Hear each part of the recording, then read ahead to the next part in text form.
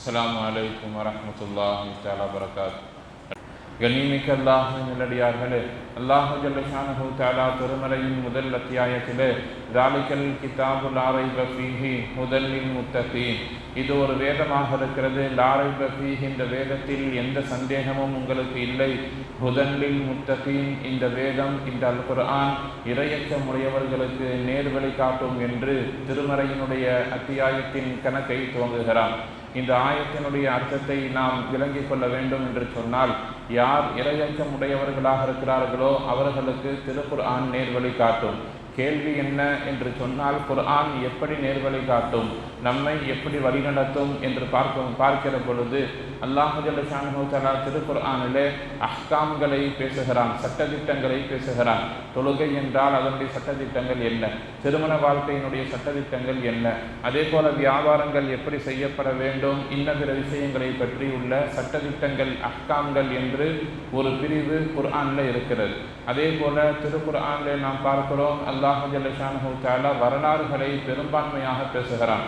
நாம் நிறைய கேள்விப்பட்டிருப்போம். மூசா அலைஹிஸ்ஸலாத்தினுடைய வரலாறு குர்ஆனில் நிறைய பேசப்பட்டிருக்கிறது. ஈசா அலைஹிஸ்ஸலாத்தினுடைய வரலாறு பேசப்பட்டிருக்கிறது. மூசா அலைஹிஸ்ஸலாத்தினுடைய வரலாறு பேசப்பட்டிருக்கிறது. யூனுஸ் அலைஹிஸ்ஸலாமுடைய வரலாறு, நூஹ் அலைஹிஸ்ஸலாமின் வரலாறு. இதுபோல அல்லாஹ் குர்ஆனின் ஒரு வசனத்தில் பேசும் பொழுது வகுல்லன் நகுஸ்ஸு அலைக வமின்ஹும் மன் கஸஸ்னா அலைக வமின்ஹும் மன் லம் நக்ஸுஸ் அலைக. குர்ஆனில் ஒரு சில நபிமார்களின் வரலாறை நாம் சொல்லி இருக்கிறோம், சிலருடைய வரலாறை நாம் சொல்லவில்லை, இன்னும் நிறைய நபிமார்கள் இருக்கிறார்கள் என்று குர்ஆன் பேசுகிறது. அதே போல குர்ஆனில் சட்டதிட்டங்களைப் போல வரலாறுகளைப் போல நீங்கள் எடுத்து நடக்க வேண்டிய அம்ரும் நஹியும் இருக்கிறது. நீங்கள் இதை செய்யுங்கள் என்று அல்லாஹ் ஒரு சில விஷயத்தை சொல்லுவான், நீங்கள் இதை செய்யாதீர்கள் என்று அல்லாஹ் ஒரு சில விஷயத்தை சொல்லுவான், வரலாறுகளை சொல்லுவான். இதன் மூலமாகத்தான் குர்ஆன் நம்முடைய வாழ்க்கையிலே நேர்வழி காட்டுகிறது. இதில் நாம் கவனிக்க வேண்டிய அம்சம் என்பது வரலாறுகள். சட்டதிட்டங்கள்னா தெளிவாக வெளிப்படையாக இருக்கும், அம்ரு நல்ல விஷயத்தை செய்யுங்கள் என்பது வெளிப்படையாக இருக்கும். ஆனால் வரலாறுகளினுடைய விஷயத்தில் அல்லாஹ் என்ன நோக்கத்திற்காக சொல்லுகிறான், அந்த விஷயத்தில் நம்முடைய பார்வை எப்படி இருக்க வேண்டும் என்பதைத்தான் நாம் சற்றே புரிந்து கொள்ள வேண்டும். அல்லாஹ் குர்ஆன்ல ஏதாவது ஒரு இடத்தில் மூசா அலைஹிஸ்ஸலாத்தை பற்றி முழுமையாக பேசியிருக்க முடியும். ஆனால் ஆங்காங்கே எங்கெல்லாம் இடங்கள் கிடைக்கிறதோ, கிட்டத்தட்ட அலிஃப் லாம் இருந்து அம்ம ஜுசு வரைக்கும் உள்ள 30 ஜுசுகளிலேயுமே ஏதாவது ஒரு வசனத்தில் ஏதாவது ஒரு இடத்தில் அல்லாஹ் மூசா அலைஹிஸ்ஸலாத்தை பற்றி பேசி கொண்டிருப்பான். அப்படியானால் வரலாறுகளினுடைய பார்வை என்ன, அதனுடைய நோக்கம் என்ன என்று பார்க்கிற பொழுது அதில் 3 விதமான அம்சங்கள் இருப்பதை நம்மால் கவனிக்க முடியும். முதல்ல, வரலாறு சொல்வதனுடைய நோக்கம் என்ன என்று சொன்னால், இதற்கு முன்னால் வாழ்ந்தவர்கள் இந்த தவறை செய்ததன் காரணமாக இப்படி தண்டிக்கப்பட்டிருக்கிறார்கள், எனவே நீங்கள் அதிலிருந்து படிப்பினை பெற்று உங்களை நீங்கள் சரியான முறையில் அமைத்துக் கொள்ளுங்கள், உங்களுடைய வாழ்க்கையை சரி செய்து கொள்ளுங்கள். உதாரணமாக, சனிக்கிழமை அவர்களுக்கு ஈதனுடைய நாளாக இருந்தது, ஜும்ஆவினுடைய நாளாக இருந்தது. பனு இஸ்ரவேலர்களுக்கு அவர்கள் அந்த தொழுகைகளை புறக்கணித்தார்கள், இறைவனுடைய கட்டளையை மீறினார்கள், அதனால் இப்படி அவர்கள் தண்டிக்கப்பட்டார்கள் என்று அவர்களுடைய வரலாறு. அதுபோல மூசா அலைஹிஸ்ஸலாத்தினுடைய வரலாறாகட்டும், ஈசாவினுடைய வரலாறாகட்டும், முன்வாழ்ந்த மக்கள் என்னென்ன தவறுகளை செய்தார்கள், அது போன்று நாம் நடந்து கொள்ளாமல் நம்மை நாம் எப்படி தற்காத்துக் கொள்வது என்கிற ஒரு அடிப்படை வரலாறுகளில் இருக்கிறது. அதே போல முன்னால் வாழ்ந்த மக்கள் இந்தந்த காரியங்களை செய்ததன் காரணமாக நிறைய பலனை அடைந்து கொண்டார்கள், அவர்களைப் போல் நீங்கள் நன்மைகளை சம்பாதித்துக் கொள்ளுங்கள் என்பதும் வரலாறினுடைய நோக்கமாக இருக்கிறது. அதுபோல வரலாறுகளினுடைய 3வது ஒரு அம்சம் நோக்கம் என்ன என்று சொன்னால், கலாச்சாரங்களை பாதுகாப்பது. நபி ஸல்லல்லாஹு அலைஹி வஸல்லம் முன்னால் ரசூலுல்லாஹ்வுக்கு முன்னால் இருக்கக்கூடிய வரலாறுகள் நல்லதையும் கெட்டதையும் பேசுவதைப் போல ரசூலுல்லாஹ்வுடைய வரலாறு கலாச்சாரத்தை பேசுகிறது. ரசூலுல்லாஹ்வுடைய வாழ்க்கையில வெறும் ஹலால் ஹராம் மட்டும் இல்லை, ஒரு அழகிய கலாச்சாரம் இருக்கிறது. உதாரணத்துக்கு திருமணத்தினுடைய விஷயத்தை நாம் அதிகமாக பேசுகிற பொழுது சொல்லியிருந்தோம், திருமணம் ஒரு அற்புதமான கலாச்சாரம், எப்படி எளிமையாக செய்ய வேண்டும். ஹதீஸின் மூலம் நபி ஸல்லல்லாஹு அலைஹி வஸல்லம் அவர்கள் வாழ்ந்து காட்டி சென்றிருக்கிறார்கள். அதே போல வரலாறுடைய விஷயத்தில் நம்முடைய நடைமுறை எப்படி இருக்க வேண்டும் என்று சொன்னால், பரிபூரணமாக ஒரு விஷயத்தை தெரிந்து கொள்ள வேண்டும். மூசா அலைஹிஸ்ஸலாம் கடலை பிளந்ததையும், ஈசா அலைஹிஸ்ஸலாம் அவர்கள் இறந்தவர்களை உயிர்ப்பித்ததை பற்றி மட்டுமே தெரிந்து கொள்வது என்பது ஒரு முஃமினுக்கு சரியான விஷயம் அல்ல. உதாரணத்துக்கு குர்ஆன் என்று சொன்னால் குர்ஆன் எப்படி இறங்கியது, எந்தெந்த விஷயங்களில் இறங்கியது, எப்படி தொகுக்கப்பட்டது, எப்படி எழுதப்பட்டது, எந்தெந்த மொழிகளிலெல்லாம் எந்தெந்த அடிப்படையிலெல்லாம் திருக்குர்ஆன் எழுதப்பட்டது, குர்ஆனிலே இன்னும் ஒரு சில விஷயங்கள் எல்லாம் இருக்கிறது, நாசிக மன்சூக் என்று இருக்கிறது. ஒரு வசனத்தை இன்னொரு வசனம் அதனுடைய சட்டங்களை ரத்து செய்யக்கூடியதாக இருக்கும். அதுபோல குர்ஆனுடைய தொகுப்பின் விஷயத்தில் என்னென்ன சஹாபாக்கள் எப்படியெல்லாம் ஈடுபட்டார்கள், எப்படியெல்லாம் தொகுத்த, இப்படி ஒரு விஷயத்தை எடுத்தால் அதை பற்றி உண்டான முழுமையான ஒரு வரலாறை நாம் தெரிந்து வைத்திருக்க வேண்டும். அதே போல வரலாறுகளுடைய விஷயத்தில் எல்லா விதமான பார்வையும் இருக்கணும். உதாரணத்துக்கு உமர் ரலியல்லாஹு எப்படிப்பட்டவர்கள் என்று கேட்டால் நிறைய பயான்களையும் வரலாறுகளையும் தெரிந்து வைத்திருக்கவர்கள் என்ன சொல்லுவாங்கன்னா, உமர் ரலியல்லாஹு கோபமுடையவர், கடுமையான கோபக்காரர், அவ்வளவுதான் தெரியும். அவருடைய வரலாறு அந்த ரீதியில் மட்டுமே பதிவு செய்யப்பட்டிருக்கிறது. அலி ரலியல்லாஹு வீரமுடையவர், அலி ரலியல்லாஹு வீரமுடையவர், கல்விஞானமுடையவர், அவ்வளவுதான் தெரியும். உஸ்மான் ரலியல்லாஹு சாந்தமானவர், அவ்வளவுதான் தெரியும். அபூபக்கர் சித்திக் ரலியல்லாஹு ரசூலுல்லாஹுவுக்கு உற்ற தோழனாக இருந்தவர் என்பதுதான் தெரியுமே தவிர இவர்களை பற்றி இதை தாண்டிய ஏராளமான வரலாறுகள் இருக்கிறது. நாம் இந்த கண்ணோட்டத்தில் மட்டும் அவர்களை சுருக்கி கொள்ளக்கூடாது. உதாரணத்துக்கு அபூபக்கர் சித்திக் ரலியல்லாஹு பற்றி சொல்லும் பொழுது ரசூலுல்லாஹுக்கு ரொம்ப நெருக்கமாக இருந்தார்கள், மிகவும் ரசூலுல்லாஹுக்கும் மார்க்கத்திற்கும் உதவியாக இருந்தார்கள்னு சொல்கிறோம். அதை தாண்டி அவர்களிடத்தில் நிறைய விஷயங்கள் தெரிந்து கொள்ள வேண்டி இருக்கிறது.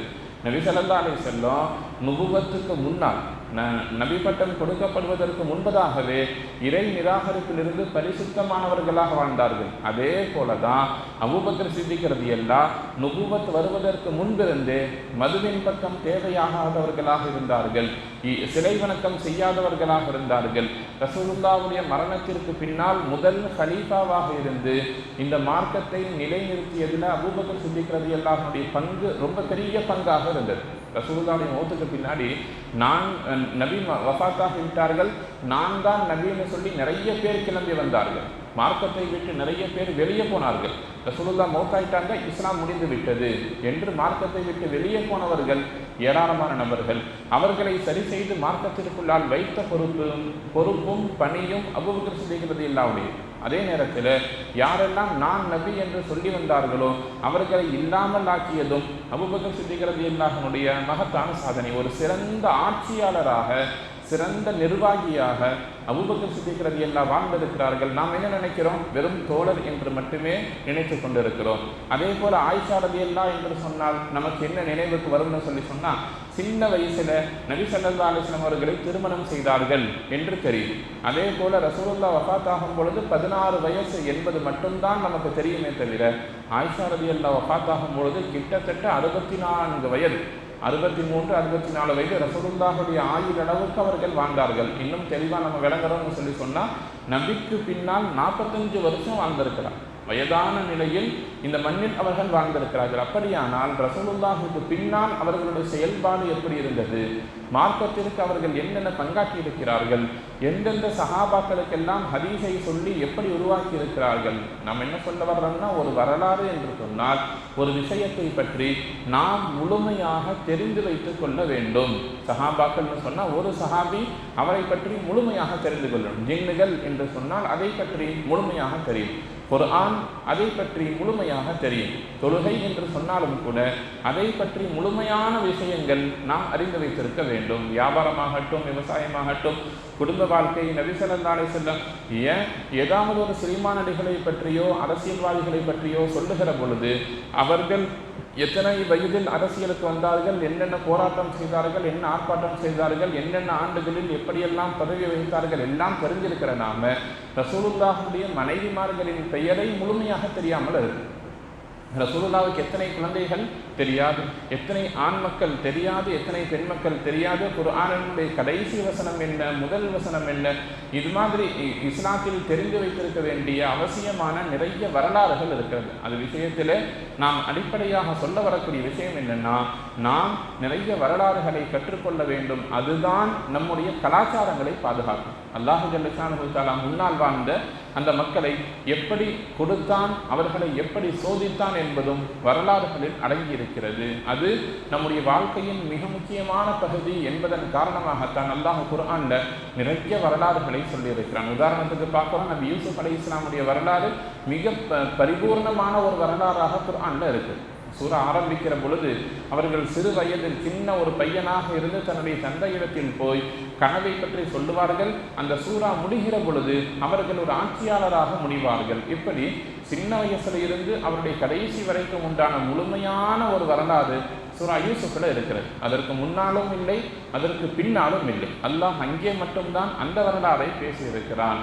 அல்லாஹ் அதே நேரத்தில் வரலாறுகளை பற்றி சொல்லும் பொழுதெல்லாம் சொல்லக்கூடிய விஷயம் என்னன்னா, இன்ன ஃபீ ஸாலிக லஇப்ரத்தன் லிஉலில் அல்பாப். யார் சிந்திக்கிறார்களோ, யார் யோசிக்கிறார்களோ அவர்களுக்கு இதில் நிறைய படிப்பினை இருக்கிறது என்று சொல்லுகிறான். எனவே நாம் ஹதீசுகளிலே, பயான்களிலே, கிதாபுகளில் வரலாறுகளை படிக்கும் பொழுதும் கேட்கும் பொழுதும் வெறுமனே கடந்து சென்று விடாமல் அது சார்ந்த படிப்பினைகளை நாம் யோசிக்க வேண்டும். யோசிக்கும் பொழுதுதான் அல்லாஹ் அவர்களுக்கு ஏன் கொடுத்தான், அல்லாஹ் அவர்களை ஏன் தண்டித்தான் என்று யோசிக்கிற பொழுது நமக்கு ஒரு நல்ல படிப்பினை கிடைக்கும். அதைத்தான் இந்த வசனம் சொல்லித் தருகிறது.